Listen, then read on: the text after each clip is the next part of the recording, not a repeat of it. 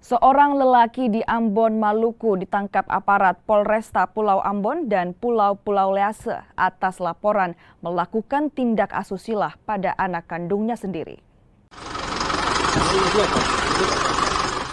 Karena pengaruh minuman keras, seorang ayah di Ambon tega melakukan tindak asusila pada anak kandungnya.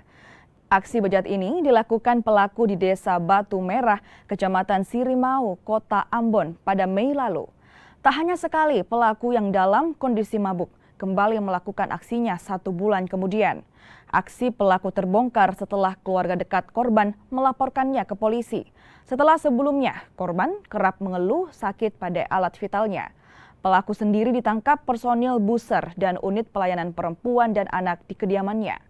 Atas perbuatannya, tersangka terancam hukuman maksimal 20 tahun penjara.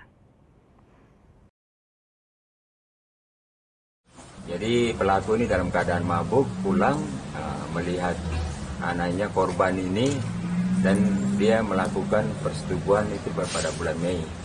Dilakukan kedua kali itu di tanggal 18 bulan Juni.